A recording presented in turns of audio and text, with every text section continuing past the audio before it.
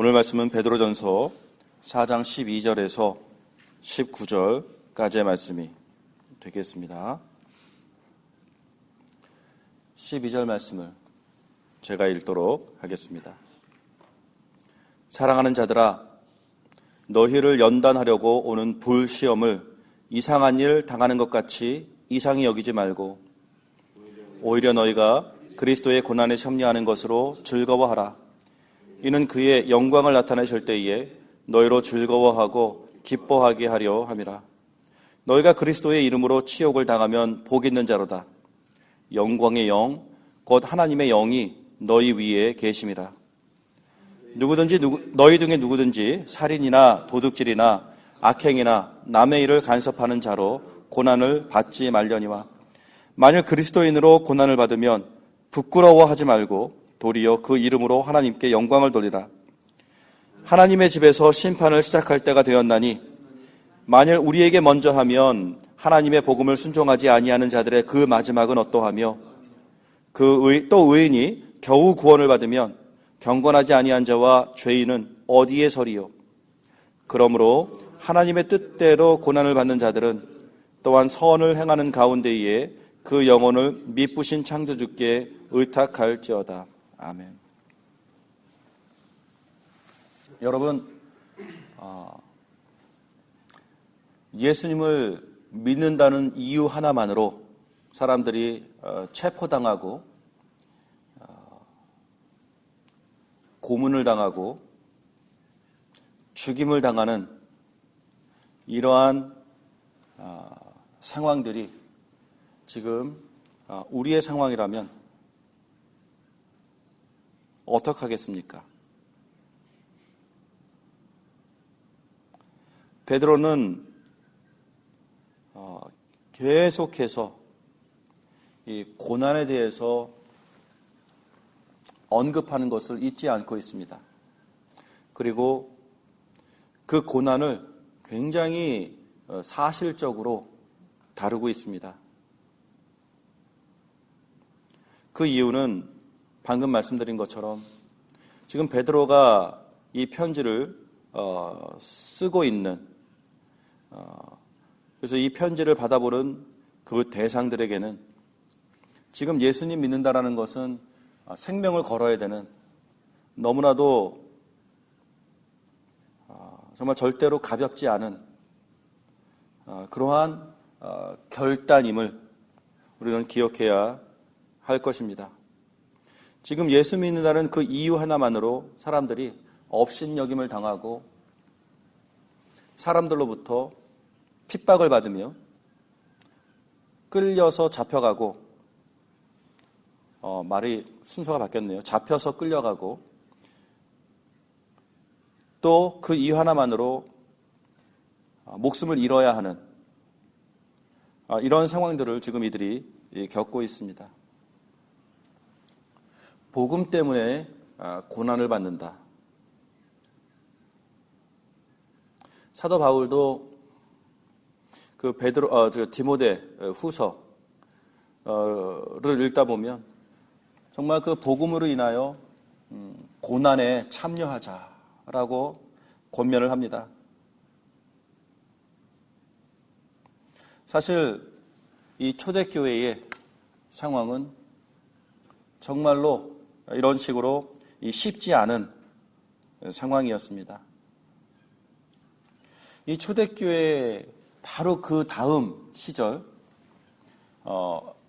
에는 고난이 더욱더 정말 강해져서 정말 예수님 믿는다는 것은 그냥 죽는다는 것을 의미할 정도로 이 땅에서는 정말 그 소망을 가질 수가 없었던 아주 극심한 박해의 시절이 있었습니다.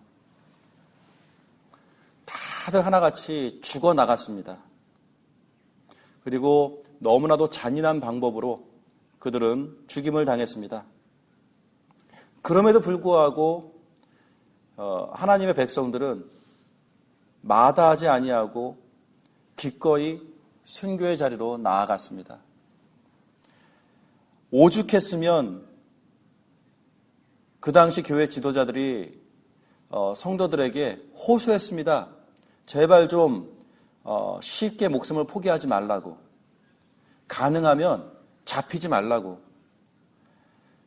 웬만하면 일부러 자수해서 죽지 말라고 권면할 정도로 그 당시 성도들에게 있어서 예수님을 믿는다라는 것은 사실 생명과 맞바꿔야 되는 굉장히 실제적으로 정말 쉽지 않은 결단이었고, 그럼에도 불구하고 그들은 예수님을 주로 고백했으며, 그러한 상황 속에서 예수를 주로 고백하는 것을 결코 부끄러워하지 아니한 삶을 살아갔었습니다.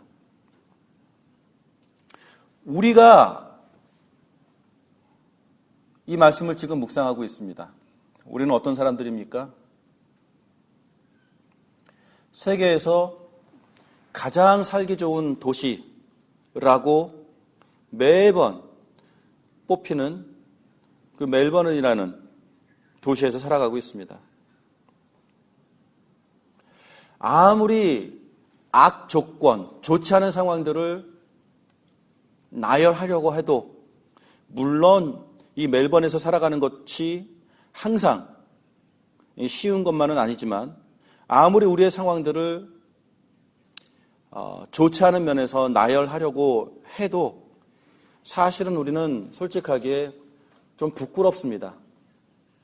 왜냐? 지구상 지금 현재도 그 어느 나라, 어느 도시, 어느 지역도 사실은 우리만 못하기 때문입니다.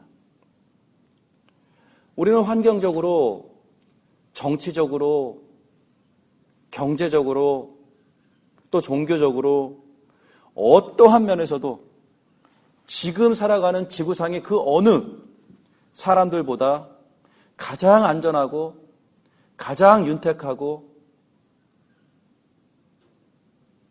모두가 부러워하는, 모두가 살고 싶어하는 바로 그곳에서 우리는 살아가고 있습니다. 심각한 병이래봤자 우울증입니다. 예로부터 우울증은 부자병이다 라는 별명이 있지 않습니까? 결코 우리가 지금 경험하는 이 아픔들을 과소평가하려고 하는 것은 아닙니다. 우리의 경험은 어떻습니까? 이렇게 좋은 도시에 살면서도 역시 사는 게 쉽지 않습니다. 역시 마음에 무너지는 것은 어떻게 막지 못합니다. 어려움이 있는 것 같고, 고난이 있는 것 같고, 환난이 있는 것 같고, 참 멜번이라는 곳에 살면서도 인생이 결코 쉽지 않구나라는 것을 경험하게 됩니다.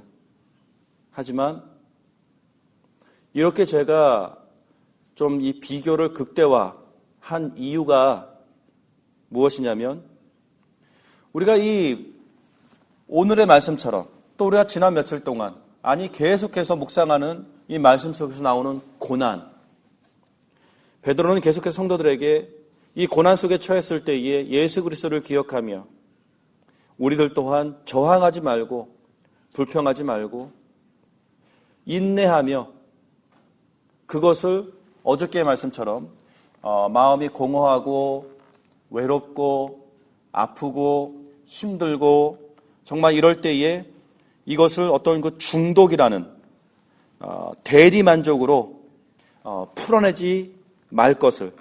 그래서 사람들이 사실 현대 언어로 얘기하면 이 스트레스 받았을 때에, 정 마음이 허무할 때에, 허전할 때에 베드로전서 4장 3절처럼 그 마음을 지키지 못하는 상황 속에서는 음란과 정욕과 술 취함과 방탕과 향락과 기타 등등의 이 중독에 빠집니다. 그러나 그렇게 하지 말고 이 마음들을 그리스도 예수 안에서 강건하게, 그 1절의 표현을 보면 갑옷을 입혀야 하는 이러한 마음을, 지켜내야 하는 이런 말씀들을 듣습니다. 그런데 우리가 생각하는 고난은 어떤 고난들입니까? 2013년도 9월 이 멜버른에서 살아가는 사람들의 경험과 우리의 상황 속에서 굳이 우리가 언급하고자 하는 고난은 그 수위가 어쨌든 간에 상대적으로 굉장히 얕습니다. 예수님을 믿는다고 해서 체포당하는 사람을 봤습니까? 예수님을 믿는다는 이유로 고문당하는 사람을 봤습니까? 우리 중에 예수님을 믿는다는 이유로 순교당하는 사람을 봤습니까? 결국 우리가 생각하는 환난, 우리가 생각하는 고난은 지극히 상대적인 것이며 지극히 그냥 생활 속에서 나오는 불만족을 표현하는 정도입니다. 경제적인 고난이며 관계적인 고난이며 등등. 사실 우리가 성경의 말씀을 묵상하고자 할 때에 성경에서 우리들에게 지금 강건하게 해야 되고 고난을 참아야 되고 이런 환난 속에서 이겨내야 되고 하는 권면의 말씀을 아무리 읽어도 우리는 사실 그냥 멀뚱멀뚱 눈 껌뻑껌뻑 하면서 별로 와닿지 않는, 아 그렇지 내 마음이 힘들지, 이 힘든 마음을 이겨내야지 정도로의 적용밖에는 할 수 없는 너무나도 평안하고 안전하고 풍족한 생활들을 살아나가고 있습니다. 그렇다면요, 사실은 우리들이야말로 마음껏 경건의 삶을 살아갈 수 있지 않겠습니까? 아무도 방해하는 사람이 없는데 마음껏 거룩을 향하여 정말 마음껏 그리스도의 영광을 위하여 숨길 필요도 없습니다. 은밀하게 할 필요도 없습니다. 어느 누구도 말리는 사람이 없습니다. 그런데 이상하게도 그렇게 살아가기가 쉽지 않습니다. 아무도 방해하는 자 없고 협박하는 자 없고 그것 때문에 우리를 정말 이렇게 고난에 곤경에 빠뜨리는 자들이 없음에도 불구하고 거의 넘어지면 누구 때문에 넘어집니까? 나 스스로가 그냥 넘어지는 겁니다. 굳이 누가 넘어뜨리는 사람이 없습니다. 누군가가 나한테 와서 목사님 저 상처받았습니다. 아무개 때문에 상처받았습니다. 결국 보면 어떤 그 표현의 섭섭함이며 이 기대치가 충족되지 않은 것이며 기타 등등 우리가 상처받았다고 얘기할 때의 그 상처는 사실상 아이고 그거 갖고 아프면 아무개는 죽어야겠네 라는 마음이 생길 수밖에 없을 정도로의 상대적으로 상당히 가벼운, 그러나 막상 당하는 성도의 입장에서는 너무나도 힘들고 괴롭고 정말 이겨낼 수 없는 아픈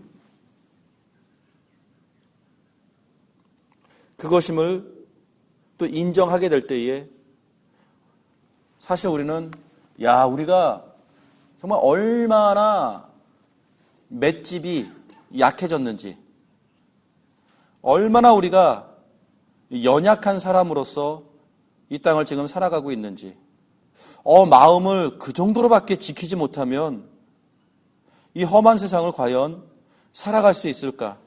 정말 걱정이 되어질 수밖에 없을 정도로 스스로가 스스로의 그 마음들을 그 무장 해체시켜버리고 그냥 너무 연약함에 그냥 노출시켜버리고, 그래서 조그만 힘든 일이 일어나도 그냥 주저앉아 버리는데 그 주저앉아버림이 그냥 살짝 주저앉는 게 아니라 그냥 자기 자신을 학대하듯 그냥 내어 던져버려서 조그만 공격에도 정말 그 회복이 불가능할 정도로 자기 자신을 그냥 확 훼손시켜버리는 그런 모습들을 우리가 정말 다시 한번 돌이켜보며 자기의 마음을 다시 이렇게 동여매야 되는, 강인하게 마음을 먹어야 되는, 다시 일어나야 되는 이러한 도전들을 다시 받게 됩니다. 살아가는 자들아, 너희를 연단하려고 오는 불시험을 이상한 일 당하는 것 같이 이상히 여기지 말고 오히려 너희가 그리스도의 고난에 참여하는 것으로 즐거워하라. 오늘 말씀을 그냥 한 구절 한 구절 아무리 읽어나가고 아무리 묵상하려 해도 부끄럽습니다. 민망합니다. 뭐냐? 우리의 현실이 눈을 닦고 봐도 우리를 고난에 빠뜨리는 자들이 없기 때문입니다. 제가 순진합니까? 제가 전혀 우리들의 처한 상황들을 지금 제대로 파악하지 못하고 말씀드리는 겁니까? 너희가 그리스도의 이름으로 치욕을 당하면 복이 있는 자로다. 아니, 누가 지금 그리스도의 이름으로 치욕을 당하고 있습니까? 우리들 중에. 우리들 중에는 그 베드로의 권면 속에서 굳이 이렇게 발췌해서 적용하려면 베드로가 그런 말을 하죠. 그리스도를 위하여 고난을 받으면 참 그것이 영광스러운 것이지만 스스로가 잘못해서 그 잘못한 것 때문에 욕 얻어먹으면 거기에 무슨 영광이 있으리요. 근데 우리들의 상황을 보면 결국은 내가 잘못해서 받는 고난, 그게 거의 99%, 아니 그게 거의 100% 아니겠습니까? 거기에 영광이 없습니다. 그냥 당연한 부끄러움입니다. 마땅한 부끄러움입니다. 그런데 그 마땅한 부끄러움을 당한 다음에 하나님께 와서 막 눈물로 부르짖으면서 그것 때문에 내가 아프다고 호소하는 그런 정도의 삶을 살아가는 게 우리 인생이 아니겠습니까? 우리의 현장 아니겠습니까? 정말 이렇게 말씀드리는 것은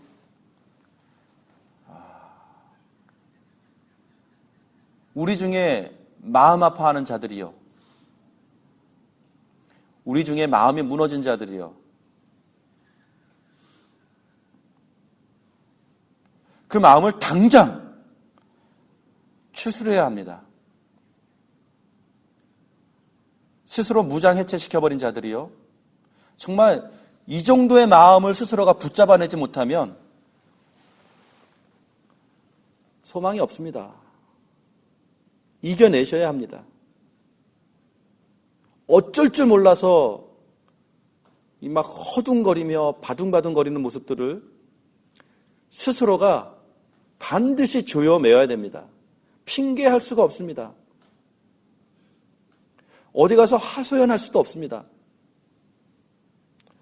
그 정도 가지고 본인의 인상이 인생의 절망으로 치닫는다고 생각한다면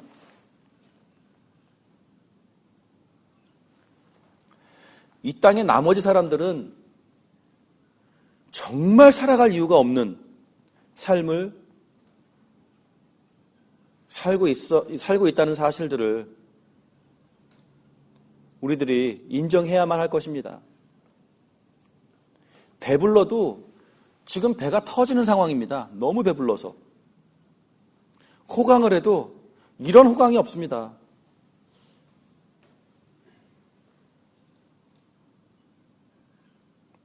사랑하는 성도 여러분,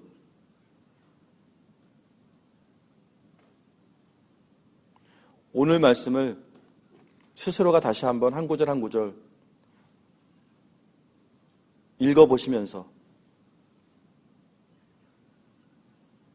이러한 상황 속에서도 복음을 지켜냈었던 성도들이 있음을 기억하며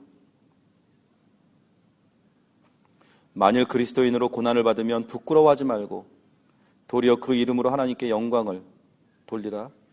하나님의 집에서 심판을 시작할 때가 되었나니 만일 우리에게 먼저 하면 하나님의 복음을 순종하지 않은 자들의 그 마지막은 어떠하며 또 의인이 겨우 구원을 받으면 경건하지 아니하는 자와 죄인은 어디에 서리요. 정말 이들의 현장 속에서는 이 고난과 핍박과 환난이 너무나도 현실적인 것이고 너무나도 치열한 것이다 보니까 베드로의 이런 나눔들이 그들에게 있어서는 정말 소통이 되는 현실적인 마지막 구절이죠. 그러므로 하나님의 뜻대로 고난을 받는 자들은 또한 선을 행하는 가운데에 그 영혼을 미쁘신 창조주께 의탁할지어다.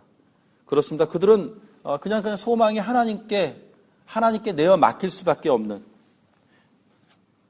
그러한 이 땅에서의 소망이 전혀 없는 굳이 우리가 상상해 볼 수 있다는 것은 어떻게 보면 일제시대 예수 친사참배의 극심한 어떤 그 탄압 속에서 굴복하지 않고 그 신앙을 지켜냈었던 우리 조상들, 우리 믿음의 선조들. 아마 그 정도가 이 베드로전서에서 나누고자 하는 그 내용의 현장이 아닐까 싶습니다. 나머지 우리들은요, 정말로 파이팅 하셔야 됩니다. 힘을 내셔야 됩니다.